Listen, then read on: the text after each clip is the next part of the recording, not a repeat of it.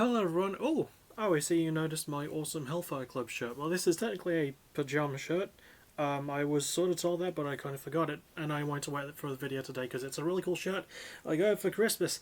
There is a pair of trousers that comes with it. I'm not wearing those. I'm just wearing black trackies, but that's not the point of any of this. The point of this is we have 6 albums to go through for the final episode of Music of the Week for 2023, and let's just get through them. We begin with the trio and their newest album, The Beautiful Dark of Life, and this is a band I've heard about for a long time. This is like the third album I've heard by them though. And it gets, if you can believe this, it gets the second lowest grade of the episode, and it's a D+.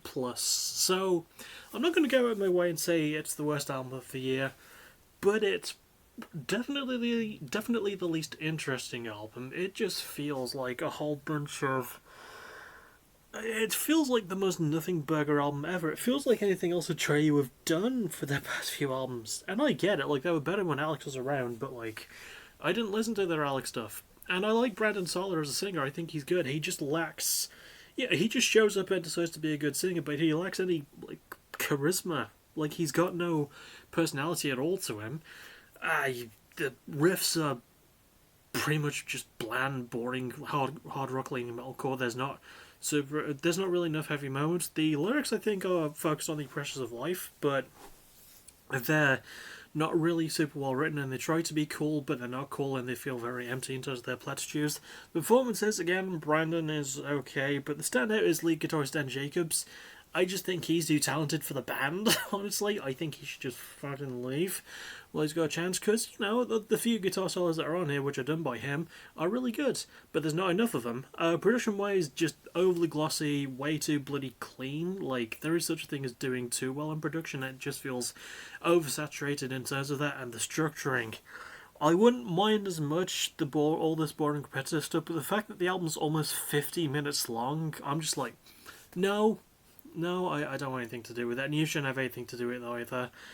I mean, it's got a few bright spots on it, but, like, yeah, it's not worth a listen. Next, we have Dayshell with the new album Pegasus. So this is a interesting one, because when I first found out about them, last week, to add stuff for the final week of the Music of the Week, I guess you could say, I found out that Dayshell actually used to be a full band project. This is the first time it's been a solo thing by a guy named Shaylee. I forget the surname.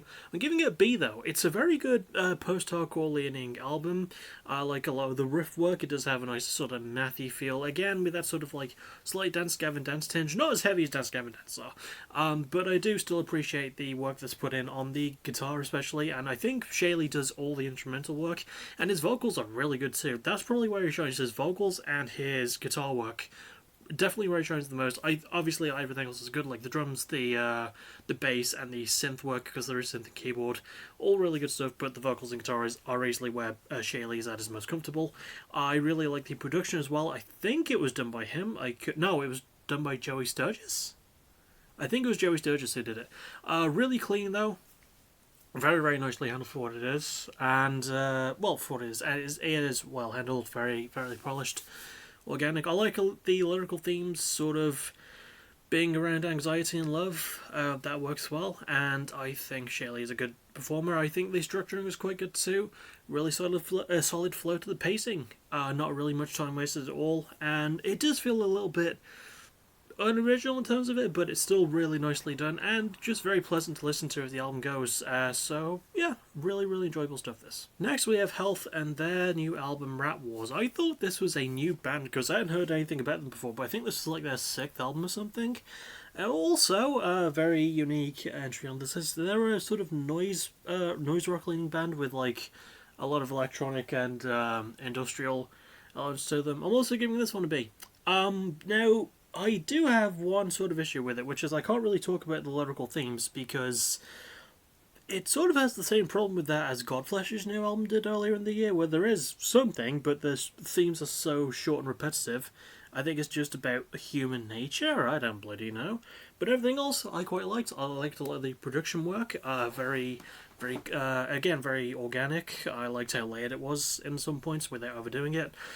Pacing was really nice too. I did like a lot of the overall construction of the songs. I do feel like it was trying to get through things a bit quick, but it does really deliver on this element, and it does lean into the experimental aspect quite a lot. I like the performances as well. I don't know who did what, but whoever did whatever did really good jobs at that thing that they did. I think they're mostly I think there's like two vocalists, and they both mostly deal with synth and programming and vocals as well, and some guitar work between them. And the riffs themselves really nice. I like that it's more of a beat focused thing, which is very unique for industrial leaning music. It's not something you get a lot, but I do like the approach that they took with it. I do wish that there were a little bit more to it at times, but it's still a really good album. Very, very cool sounding album too. So, a solid recommend. Next we have Horrendous with their new album Ontological Mysterium. Another band I thought had not been around for too long, but this is their fifth album, and it's their first in like 5 years, it turns out. And I'm only giving this one a B+, which is the highest grade I'm giving any album this episode, but it's probably my favourite album from last weekend. A really, really nicely paced out death metal, very densely layered with its riff work. I like how different elements pop up. It's a progressive death metal act, which is not a genre I mess with a lot, but when it's done well, it's done really well. I like a lot of the techie, deathy, proggy, techie, deathy riff work on this one. The drums especially are really good, but it's mostly the guitar for me. The lyricism does focus on ontological, which is a term for something about human, the nature of being, I think it is. Is a good theme, and it does delve into that quite a lot. With weird like occultist references. I don't mind it; it works quite well. The band performances are fantastic, especially whoever the lead vocalist and guitarist is. I think it's Matt Knox, or there is another one whose name I can't bloody remember. But all good work, production wise, very nicely laid, but it doesn't make it overly dense, which I appreciate, and it does actually try and clean things up when needed. Good detailing in the mixing and the producing of the album, and structurally wise, really nice too. Just keeps going and going, but finds intelligent ways to keep going and isn't just trying to speed run through it like most albums like this can do. It finds ways to be technical without making the listener, me, feel too dumb. So I can appreciate that. Next, we have a relatively new act, Kind Beast, with what I think is their second album, Dirty Realism. This is a post-punky sort of act with some indie rock and alternative rock elements. I'm giving this one also a B+. I quite liked it. It's an album that has a lot of charisma and personality to it. It's got a lot of versatility to the overall sound. I do like how the riffs feel, especially in terms of guitar, especially the bass as well. There's some really good bass grooves on this album, but the guitar work is probably the standout for me in terms of that. Lyrically, I think it does focus more on things like love, that interesting topic, and I think some political stuff. I couldn't really find a whole lot for this one, or even for Horrendous's album, or even for the next album I'll be doing, the last one for this video. And I really liked it. I thought the performance was really good. I know this is like a similar thing with Type 2 Error, because this is also a band that formed from a bunch of other bands, but this one isn't popular. I don't even think they have a Wikipedia page. Then again, neither did Type 2 Error, but the band members, the performers in this one, did a good job. I liked a lot of the production, very organic feeling. Really leans excuse my hair, into the post-punky vibe. Post-punk can be difficult to produce correctly, but this was done well. Pacing always might be my only slight issue with it, because a few of the songs do drag a little bit past their finishing times, but as they go, still really fun, very versatile sound as well. I like that there's a fair bit of experimentation, just a really, really good bit of post-punky stuff. And finally, and what might also be my least favourite album of 2023, if I gave a shit, Starbenders with their new album, Take Back the Night. They're a glam rock group, a sort of hard rock, glam rock group, and I'm giving this album an E, because I have to fucking ask, how do you make glam rock, a typically fun and carefree genre, feel so boring? It takes unprecedented amounts of talent to make that happen. So let's go through the one thing I like about the album, really, which is why it doesn't get anything lower than just an E. the lead singer and I think also guitarist Kimmy Shelter, which is, I'm just now realizing is a great pun name on Gimme Shelter. She does a good job. She's got a fair bit of chops to her. She can sing well. She's got some personality. She's got a bit of charisma to her, right? Everything else is no. All the rest of the band members just feel like they're sort of there. They don't really feel like they're contributing a lot. There's a passionless amount of dispassion, of lack of passion to the playing. There's just no fucking spark to this one. The structuring is overly bloody long. 47.5 minutes doesn't seem that bad for 13 songs as well.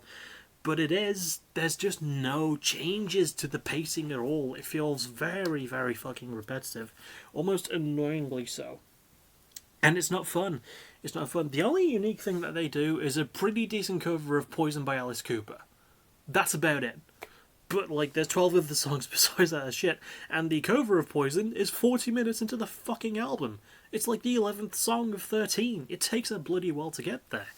You know, and the lyrics, oh my god.